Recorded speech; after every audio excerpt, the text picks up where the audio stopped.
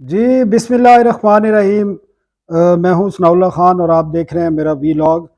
Important ख़बरें हैं। एक तो जमीयत उलमा इस्लाम ने अपना जो आइनी तरमीम के हवाले से मसवदा है वो शेयर कर दिया है, और उसमें बड़ी अजीब व गरीब किस्म की कुछ चीज़ें भी हैं, और जो हुकूमत चाह रही है वो कोई चीज़ भी उसमें शामिल नहीं है, तो इसकी तफसीलात भी बताएँगे।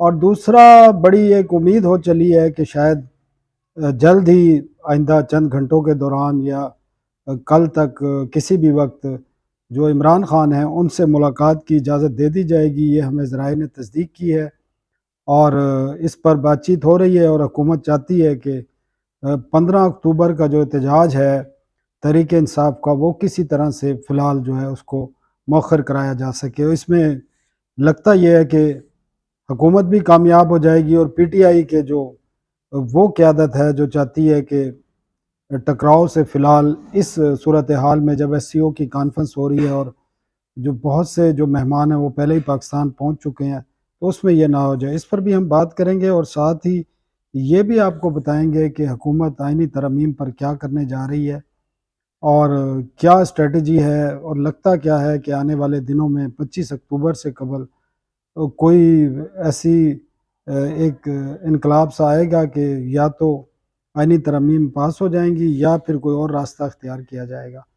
तो ये सूरत हाल है। सबसे पहले आपको जो बड़ी खबर है कि इमरान खान से जो मुलाकातों पर पाबंदी लगाई हुई थी 17 अक्टूबर तक की, वो शायद फौरी तौर पर ख़त्म हो जाए और उनसे मुलाकात की इजाज़त दे दी जाए। और इस हवाले से तहरीक इंसाफ ने भी एक दरख्वास्त वजारत दाखिला में जमा कराई है, जिसमें ये बताया गया है कि 3 अक्टूबर से इमरान खान से किसी ने मुलाकात नहीं की, बल्कि उनके वकीलों ने भी नहीं की, और बैरिस्टर गौर हामिद रज़ा 2 नाम दिए हैं कि उनसे वो मुलाकात कराई जाए फ़ौरी तौर पर, ताकि जो इब्हाम है वो दूर हो। और एक जो तहरीक इंसाफ की तरफ से शर्त आ रही थी कि इमरान खान से मुलाकात की इजाज़त दे दी जाए, तो फिर 15 अक्टूबर का जो एहतजाज है डी चौक का, जिसका ऐलान किया गया है, वो किसी सूरत मौखर हो सकता है। इस पर बड़ी पेशरफ्त है, और हमें ज़राए ने बताया है कि वजारत दाखिला को डायरेक्शन दे दी गई है कि वो इस हवाले से ज़रूरी जो कार्रवाई है वो मुकम्मल करने के बाद इजाज़त दे दे इन 2 अफराद को मिलने की, ताकि जो एक टेंशन और कशीदगी इस्लामाबाद में पाई जाती है वो किसी सूरत कम हो, और ये जो एससीओ कॉन्फ्रेंस है वो उसका जो टाइम है वो तकरीबन आराम से गुजर जाए। तो ये पेशरफ्त नज़र आ रही है मुझे, और इससे वो अफ़वाहें भी दम तोड़ जाएंगी जो गुज़श्ता चंद रोज़ से जन्म ले रही हैं, और ख़ासकर ऐसे अनासर जो बानी पीटीआई को सुबह से शाम तक बेचते हैं, और इस किस्म की अफवाहें फैलाई जा रही हैं। एक तो शख्स मैं आपको बताऊं, वो केपी में बैठा हुआ है सवात में, और स्टेट गेस्ट है वहाँ से 6 माह से ज़्यादा हो गया उसको, और वहाँ से बैठ के आज मैं उनका एक ट्वीट पढ़ रहा था। नाम बताने की ज़रूरत नहीं है, सब लोगों को पता है वो किस तरह तहरीक इंसाफ और इमरान खान को ये लोग बेचते हैं, और अफवाह पर मबनी और झूठी खबरें फैलाते हैं। कम से कम ये मुलाकात हो जाए, जो लगता है हो जाएगी, तो उनकी अफवाहों की जो फैक्ट्री है वो दूसरी खोल लेंगे। और वो आज लिख रहे थे कि जनाब, खान का पानी बंद, खान की सफाई बंद, खान का नहाना धोना बंद, खान का किचन बंद, और पता नहीं क्या क्या चीज़ें ना, रोज़ सुबह से शाम तक ना नई नई कहानी।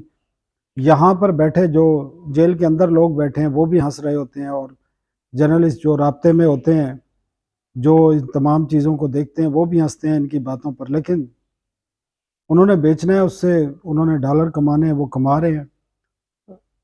सही खबर हो तो उस पे कोई एतराज़ भी नहीं है, होनी भी चाहिए। और एक और बुज़ुर्ग हैं हमारे बड़े सीनियर जर्नलिस्ट, उन्होंने तो बड़ी खौफनाक जो पिक्चर है वो क़यामत का मंज़र पेश किया है अपने वीलॉग में, और खुदा न खास्ता वो ऐसी-ऐसी बातें खान साहब के बारे में कह रहे हैं कि जिससे लगता ये है कि उनको कोई बहुत बड़ा नुकसान हो रहा है, होने जा रहा है, या कोई हो जाएगा। तो इस किस्म की अफ़वाहों के इस मुलाकात से कम जान छूटेगी, और दुकान तो बंद नहीं होगी अफ़वाह साज़ों की, लेकिन कम से कम ये है कि वो हमारे एक दोस्त हैं बड़े यंग, ज़ुबैर अली ख़ान साहब, उनकी मैं आज पढ़ रहा था खबर, वो उन्होंने कहा जी तमाम चीज़ें मामूल हैं, उनका चेकअप भी हुआ है इमरान खान साहब का जेल में, और वो बड़ी ऑथेंटिक फील्ड के रिपोर्टर है ना, सारा दिन फिरते हैं। सवात में जाके नहीं बैठे हुए 6 महीने से, या कहीं और जाके शाम के बाद किसी और हालत में बैठ के वीलॉग नहीं करते। वो एक एक जगह पे जाते हैं, 10 बंदों से तस्दीक करते हैं, मेरे से खुद कई दफ़ा फ़ोन करते हैं, चीज़ें डिस्कस करते हैं और इस तरह करते हैं। उनकी इतलात ये है और हमारी भी इतलात ये है कि खान साहब खैरियत से हैं, उनका चेकअप भी हुआ है, तिब्बी मुआयना पूरा हुआ है, और उनकी ये जो बताया जा रहा था कि जी नहाना बंद कर दिया है, वर्जिश बंद कर दी है, सफाई बंद कर दी है, फलाना कर दिया, ये बंद कर दिया, वो बंद कर दिया, उनको अपने जो है ना मेरे ख्याल में उनको ज़हनी मरीज़ बन चुके हैं, उनको साइकियाट्रिस्ट की ज़रूरत है, वो उनको दिखाएं कम अज़ कम ये लोग, और अपने आप की इस्लाह करें। इस मुल्क में पहले ही बहुत ज़्यादा नफ़रत और वो फैली हुई है, मज़ीद नफ़रत ना फैलाएं।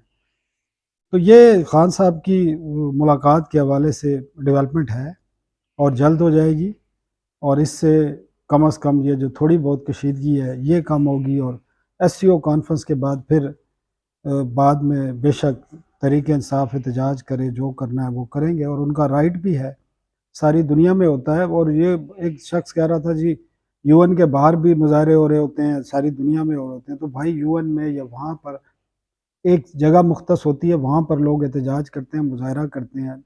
यहाँ पेट्रोल बम लेके नहीं आते, आग नहीं लगाते, या इस तरह यहाँ पुलिस और जो बाकी कानून नाफिज करने वाले इदारे यहाँ करते हैं, लोगों को घरों से उठा लेते हैं, उनके पे तशद्दुद किया जाता है, उनको बगैर किसी एफआईआर के अरेस्ट किया जाता है। तो ये दुनिया में नहीं होता, पाकिस्तान में ये होता है, तो इससे हमें बचना भी है। ये दोनों तरफ की यही सिलसिला है। तो यहाँ पर एहतजाज एहतजाज मुअज़्ज़ज़ दुनिया में होता है, बिल्कुल होता है, बड़ी-बड़ी कॉन्फ्रेंसें होती हैं, बड़ी मुलाकातें होती हैं, लोग बाहर एहतजाज करते हैं, लेकिन एक तरीके से करते हैं, एक लिमिट में करते हैं।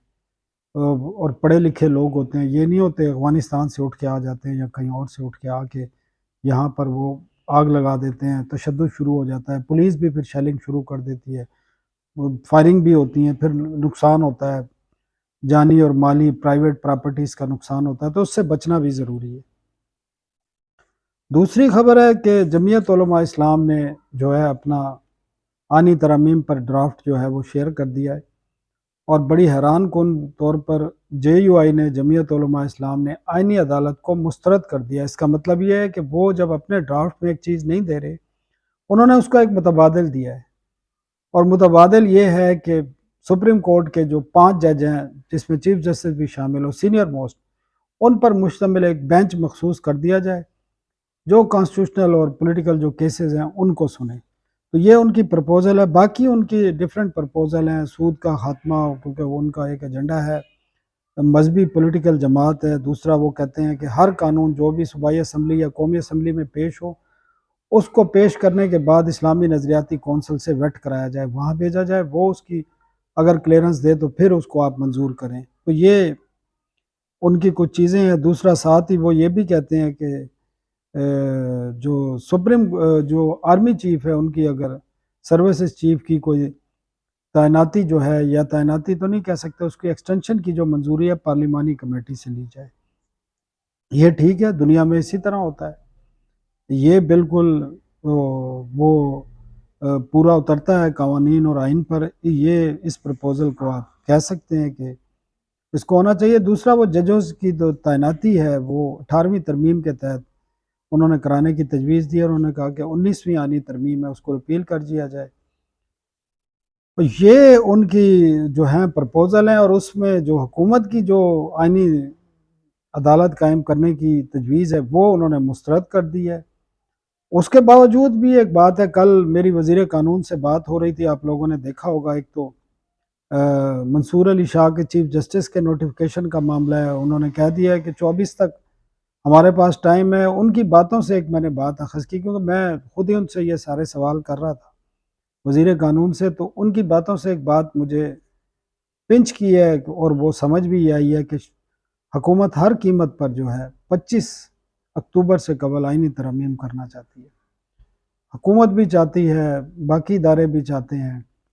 अब तादाद का इशू है या नहीं, ये तो एक सानवी बात नहीं है, मेन बात यही है कि मौलाना फजल रहमान अगर सपोर्ट करेगा तो फिर आइनी तरमीम का पास करना आसान है, मुश्किल नहीं है। वरना मौलाना फजल रहमान के बगैर नामुमकिन आप नहीं कह सकते, मुश्किल ज़रूर है, क्योंकि आपको पता है इतलात भी आ रही हैं, लोगों को उठाया जा रहा है। और इस सारी सूरत हाल में जब एससीओ भी हो रही है, तो ये कोई ना कोई प्लान हुकूमत के पास ज़रूर है। वो आइनी तरमीम करनी चाहती है। वो किसी भी सूरत जस्टिस मंसूर अली शाह को चीफ जस्टिस ऑफ पाकिस्तान बनाने के लिए तैयार नहीं है। ये बात अब अगर कोई कबूतर की तरह आंख बंद करके बात कर रहा है तो वो मैं नहीं सोच सकता, लेकिन नज़र यही आ रहा है, जो इनकी बातें हैं, जो एक्शंस हैं। कल जो हमारी बात हुई है पार्लिमानी कमेटी के बाद मुख्तलिफ लोगों से, तो एक बात तो नज़र आ रही है, मुस्लिम लीग नून पीपल्स पार्टी हर कीमत पर 25 अक्टूबर से कबल आइनी तरमीम लाना चाहते हैं, और ख़ासकर उसमें कॉन्स्टिट्यूशनल कोर्ट्स उनका सर फहरिस्त एजेंडा है। और वो चाहते हैं कि चीफ जस्टिस मंसूर अली शाह का नोटिफिकेशन हो तो सिंपल उस सुप्रीम कोर्ट का वो चीफ जस्टिस हों जो सिर्फ क्रिमिनल और सिविल केसेस सुने, और आइनी और 184 के जो इख्तियार है वो कॉन्स्टिट्यूशनल कोर्ट के पास हो। बल्कि पीपल्स पार्टी तो 184 को ख़त्म ही करने की उन्होंने तजवीज़ दी है, बल्कि उनका ड्राफ्ट भी है उसमें। तो ये सूरत हाल है जी। हुकूमत हर कीमत पर करेगी ये, अगर उनके लिए उनके प्लान के मुताबिक चलता रहे, लेकिन इतना आसान नहीं होगा।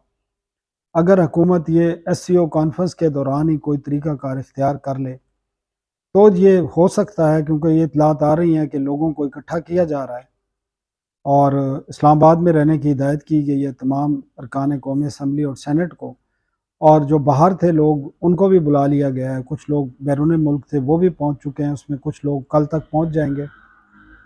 तो ये एक नज़र ये आ रहा है कि एक हुकूमत जो है इस बात पर बिल्कुल पक्का इरादा की हुई है कि मंसूर अली शाह को हर सूरत जो है वो चीफ जस्टिस ऑफ पाकिस्तान किसी कीमत पर नहीं बनने दिया जाएगा। वो चीफ जस्टिस ज़रूर बनेंगे, बल्कि वो सुप्रीम कोर्ट के बनेंगे जो सिविल और क्रिमिनल, अगर ये कॉन्स्टिट्यूशनल जो तरमीम है ये मंजूर हो जाती हैं। तो हम भी इंतज़ार करते हैं, आप भी इंतज़ार करते रहिए। जो भी डेवलपमेंट होगी हम आपको आगाह करेंगे। चैनल को सब्सक्राइब ज़रूर कीजिए। कल एक नए टॉपिक के साथ हाजिर होंगे। अल्लाह हाफ़िज़।